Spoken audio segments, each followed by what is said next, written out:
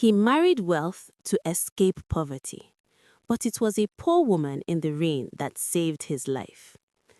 This is the story of Kunle Adebayo, a man who thought class would bring him peace, until life taught him a lesson he would never forget.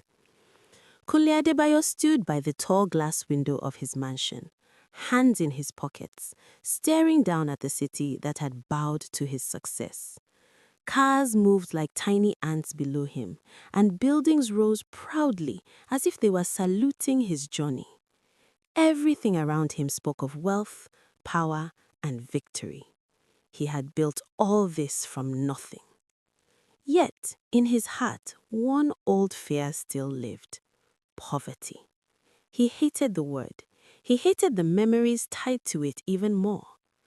Whenever the house became too quiet, his mind would drift back to the dusty compound of his childhood, the rusty zinc roofs, the shared corridor, the sound of voices from many families packed into small rooms. He could still see himself as a little boy sitting on bare ground, watching his mother serve rice to tired customers by the roadside, her face calm even when her body was worn from struggle. Those days carved a promise deep into Kunle's heart. He would never go back to that life, and he would never marry poverty. That promise became his law. So when his friends gathered at bars and talked about love and marriage, Kunle always spoke with confidence. "I can't bring a poor woman into my house," he would say, lifting his glass. "I've suffered before. I won't suffer again."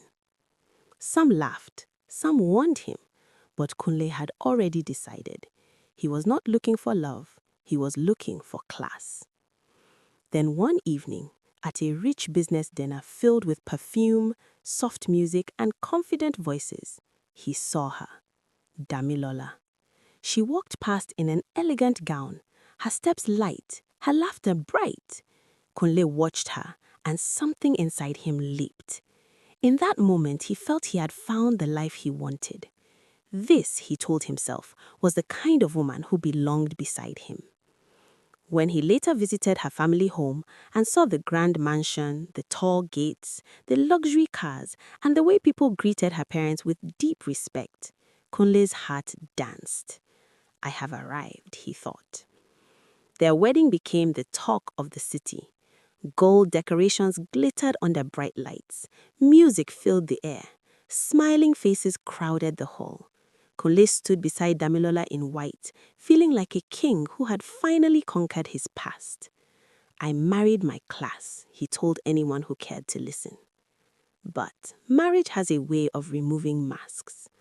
Not long after the celebration ended, Kunle began to see another side of his classy wife. Damilola shouted at maids for little mistakes, insulted drivers, looked down on anyone she felt was beneath her. At home, she challenged Kunle on everything. The respect he expected never came.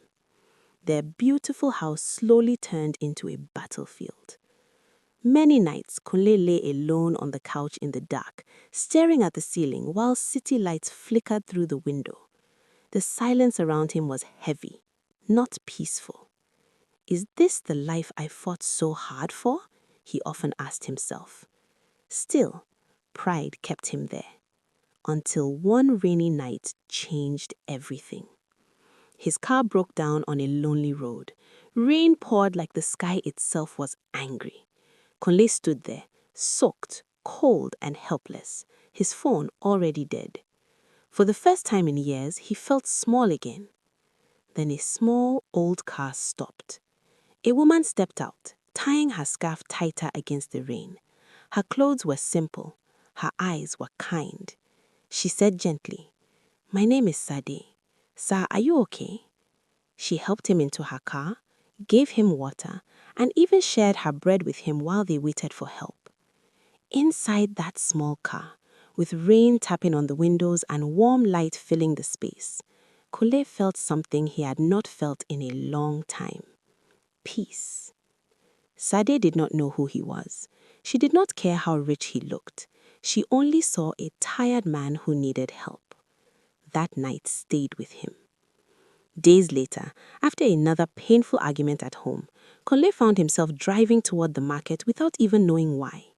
And there he saw her again, Sade, arranging tomatoes at a small stall, smiling as she spoke to customers. That was her world. Hard, simple, honest. Kunle greeted her.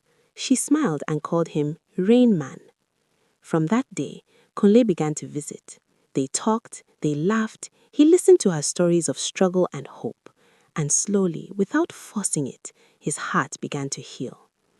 Not long after, his marriage with Damilola finally collapsed.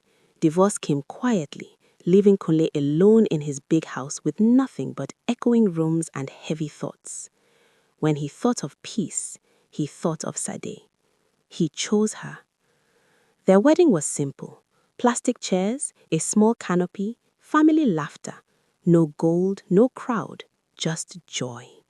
And for the first time in his life, Kunle felt rich without money. Life with Sade was gentle. She prayed in the mornings, cooked with love, spoke with respect. Their home was quiet in the best way.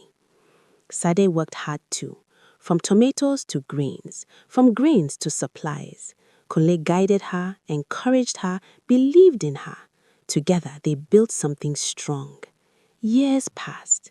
Then one evening, Kunle stood in a grand award hall as Sade's name was called. Businesswoman of the Year, Mrs. Sade Adebayo. Under the bright spotlight, Sade stood, holding her trophy, smiling with humble pride as the crowd clapped. The woman who once shared bread in the rain was now being celebrated by many. Kunle could not stop the tears. He remembered the rain, the bread, the scarf, the kindness, and he whispered, "Thank you, God, for correcting me."